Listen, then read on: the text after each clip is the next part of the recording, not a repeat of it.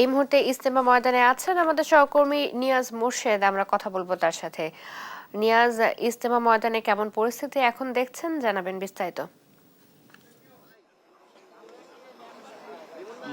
ধন্যবাদ আপনাকে। এখন আসলে আপনার একটু রোদ উঠে গেছে এবং কুয়াশা যে সকাল থেকে ছিল সেটি আসলে কেটে গেছে। এবং আপনাকে একটু বলে রাখি যে ইজতেমা ময়দানে কিন্তু এখন সবাই আসলে জোহরের নামাজের যে প্রস্তুতি সেটি তারা নিচ্ছেন না।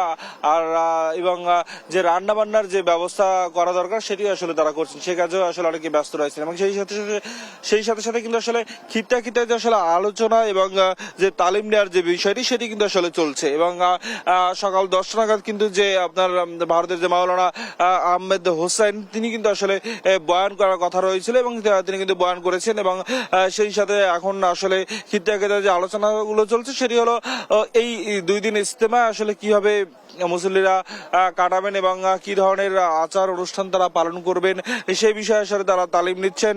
খিত্তার যারা জিম্মাদার রয়েছে সেই জিম্মাদাররা আসলে সে বিষয়ে আলোচনা করছেন। এবং আপনাকে একটু বলে রাখি, এই বিশ্ব ইজতেমার যে 58তম বিশ্ব ইজতেমা এই দ্বিতীয় পর্বের প্রথম দিন আজকে, যদিও আজকে কিন্তু ফজরের নামাজের পর আমবয়ানের মধ্যে দিয়ে এটা শুরু হয়নি। এটি কিন্তু আসলে খিত্তা আলোচনাই কিন্তু চলছে এবং এর মধ্যে থেকে এটা প্রথম শুরু হয়। এবং আমরা যতদূর জেনেছি যে আসলে এই আমবয়ানটি আসলে জোহরের নামাজের পরে শুরু হওয়ার কথা।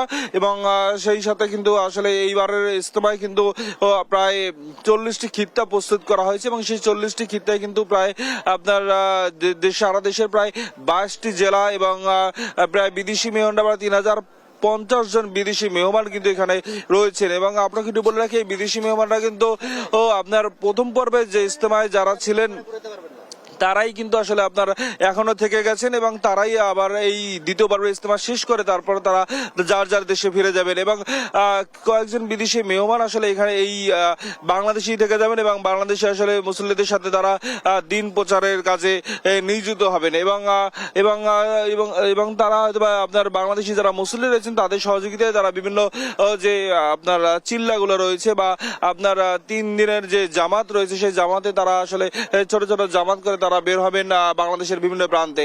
সেই সাথে কিন্তু বাংলাদেশের যেসব আপনার মুসল্লিরা রয়েছেন, তাবলিগের যারা সাথী রয়েছেন, তারাও আসলে 3 দিনের যারা জামাত এবং সেই সাথে আপনার যে 3 চিল্লা বা 1 চিল্লা এবং 2 চিল্লা এরকম করে ছোট ছোট করে জামাত করে আপনার তারা বের হবেন দেশের বিভিন্ন প্রান্তে। এবং তাবলিগের যে কাজগুলো রয়েছে 6টি কাজ, সেই কাজগুলো আসলে তারা করবেন।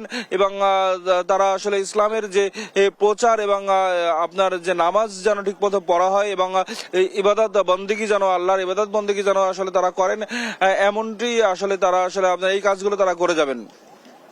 এবং আপনাকে আরেকটু বলে রাখি যে এবারের যে দ্বিতীয় পর্বের ইজতেমা এটি কিন্তু আসলে কোনো ধরনের বিরতি ছাড়াই কিন্তু এবারই প্রথম জুবায়েরপন্থীদের ইজতেমা 2 পর্বে অনুষ্ঠিত হচ্ছে। এবং সাতপন্থীরা কিন্তু আসলে ইজতেমা শুরু করবেন আপনার প্রায় আগামী 14ই ফেব্রুয়ারি থেকে 16ই ফেব্রুয়ারি পর্যন্ত তাদের ইজতেমাটি অনুষ্ঠিত হবে। এবং এখানে একটু বলে রাখি যে এই এবার ইজতেমাকে কেন্দ্র করে কিন্তু আপনার বেশ আপনার নিরাপত্তা ব্যবস্থা জোরদার রয়েছে, আইন শৃঙ্খলা রক্ষাকারী বাহিনী রয়েছে এবং বিভিন্ন জায়গায় কিন্তু আসলে র্যাব পুলিশের ওয়াচ টাওয়ার বসানো হয়েছে। এবং সেই সাথে সাথে যে পয়নিষ্কাশনের আসলে ব্যবস্থা নিয়ে আসলে বারবার যে আসলে আমরা অভিযোগ শুনে এসেছি, বারবার আসলে একই অভিযোগ যে পয়নিষ্কাশনের ব্যবস্থা পর্যাপ্ত নেই। এবং সেটি আসলে আপনার জন্য তারা আসলে বলেছেন যে মুসল্লিরা যে পয়নিষ্কাশনের ব্যবস্থা যেন আরো বাড়ানো হয় এবং সেই সাথে যেন আরো ভালো ব্যবস্থা করা হয়, এমনটি আসলে তারা জানিয়েছেন। তবে আমরা যেটি দেখেছি প্রথম ইজতেমায় সময় যে আসলে যে ধরনের লোক হয় তার দ্বিতীয় ইজতেমা আসলে তার একটু কম থাকে, কিন্তু এবারে আমরা দেখছি আসলে দ্বিতীয় ইজতেমা তো আসলে লোক সংখ্যা কিন্তু একেবারে কম নেই এবং লোক সংখ্যা বেশ সরব রয়েছে। এবং আপনার এখানে যারা মুসল্লিরা রয়েছেন তারা বলছেন যে এখান থেকে আসলে তারা দিনের শিক্ষা নিয়ে তারা বের হয়ে যাবেন, যার যার এলাকায় চলে যাবেন এবং সেই সাথে তারা এই দিনের শিক্ষা নিয়ে এবং হেদায়েতের বয়ান শেষ দিন আখিরি মোনাজাতের দিন যে হেদায়েতের বয়ান হবে সেই হেদায়েতের বয়ানের মধ্য দিয়ে তারা দিক নির্দেশনা নিয়ে তারা নিজেদের যে আপনার ইসলাম নিজেদের যে দিন প্রচারের কাজ এবং নিজেরা শিক্ষিত হবেন এবং নিজেরা সেইভাবে কাজ করবেন।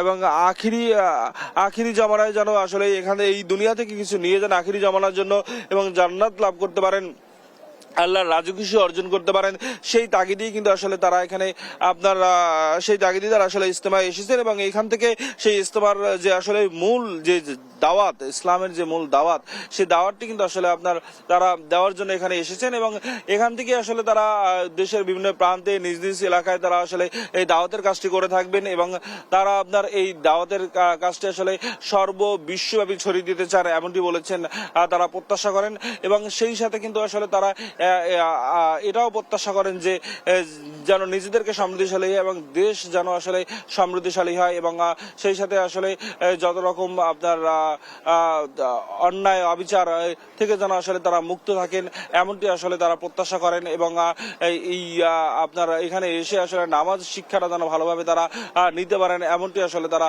প্রত্যাশা করেন এবং আল্লাহর রাজি খুশির জন্য আসলে তারা আপনার এই ইবাদত বন্দেগীতে এখানে এসে বড় জামায়াতে তারা যুক্ত হন এবং বড় জামায়াতে যুক্ত হয়ে যেন তারা আপনার আগামীর পথটা যেন আসলে আপনার সুন্দর করতে পারেন এবং নিজের জীবনকে যেন আসলে সাজাতে পারেন সেইভাবে এবং আল্লাহ তাআলার যে ইসলামের যে পথ, ইসলামের পথে নিজেকে পরিচালিত করতে পারেন সেটি আসলে তাদের প্রত্যাশা।